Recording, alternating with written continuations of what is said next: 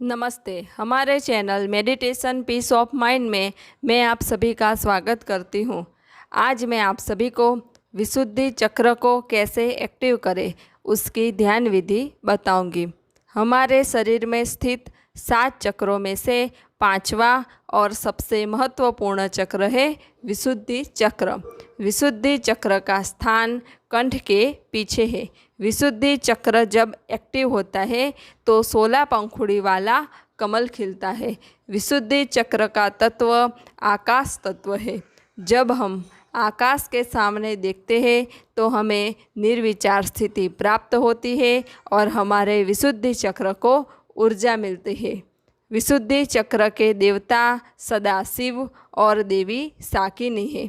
विशुद्धि चक्र का मंत्र हम है। अब मैं आप सभी को विशुद्धि चक्र जागृत करने की ध्यान विधि के बारे में बताऊंगी। विशुद्धि चक्र जागृत करने के लिए आप ब्रह्म मुहूर्त में उठे, अपने ध्यान का आसन ले और पद्मासन लगा के अपनी आंखें बंद करके अपने दोनों हाथ अपने घुटनों पे फैलाए रखें और शांत चित्त होकर के बैठ जाए। फिर आप अपना ध्यान अपने गले के मध्य में रखें। आपकी श्वास आती है जाती है उस पर आप ध्यान दें। एकाग्र चित्त होकर के अपनी श्वासा पे ही ध्यान दें। फिर जब आपकी श्वास आए तो सो और आपकी श्वास छोड़े तो हम। आपकी श्वास आए तो सो और आपकी श्वास छोड़े तब हम मंत्र का जाप करें, यानी सो हम सो हम सो हम। इस मंत्र का जाप आप ब्रह्म मुहूर्त में करें, जिससे आपके विशुद्धि चक्र को ऊर्जा मिलेगी और आपका विशुद्धि चक्र एक्टिव होगा। सोहम मंत्र का जाप करने से आप अपने स्वरूप में स्थित होते हैं और आप कौन है उसका आपको साक्षात्कार भी होता है। विशुद्धि चक्र का संबंध हमारी वाणी के साथ है। तो वाणी कब शुद्ध होगी? तो जब हमारा मन शुद्ध होगा, जब हमारा चित्त शुद्ध होगा, तब हमारा ऑरा शुद्ध होगा और जब ऑरा शुद्ध होगा तभी हमारी वाणी शुद्ध होगी। ऑरा को कैसे शुद्ध करें उसके ऊपर मैंने एक वीडियो बनाई हुई है, जिसकी लिंक मैंने डिस्क्रिप्शन बॉक्स में दी हुई है। और ऑरा शुद्ध कब होगा? तो जब हम रोज़ाना ध्यान करेंगे, मेडिटेशन करेंगे और अपने आप को पहचानेंगे कि मैं शुद्ध चैतन्य स्वरूप आत्मा हूँ, तभी हमारा ऑरा सकारात्मक और शुद्ध होगा। मनुष्य जन्म लेता है, मरता है, तब तक उसे ये पता ही नहीं होता कि वो क्या बोल रहा है। वाणी के प्रति उसकी जागृति ही नहीं होती, क्योंकि वो सिर्फ शब्द को जानता है, उस शब्द में छिपे आनंद को वो नहीं जानता।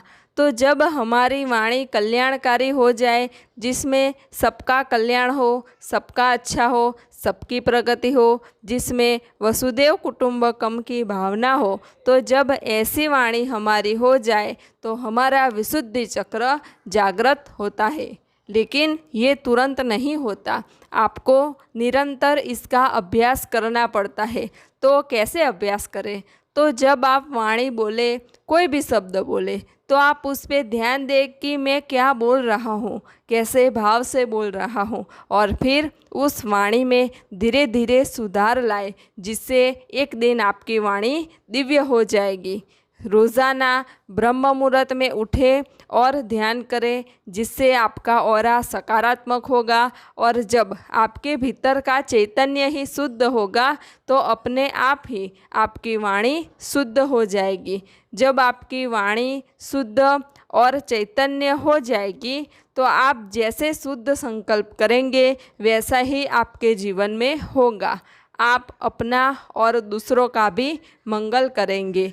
तो अपनी वाणी को शुद्ध कर, रोज़ाना ध्यान कर, मेडिटेशन करके विशुद्धि चक्र को जागृत करें और अपना मनुष्य जन्म सार्थक करें और एक दिव्य स्थिति को प्राप्त करें।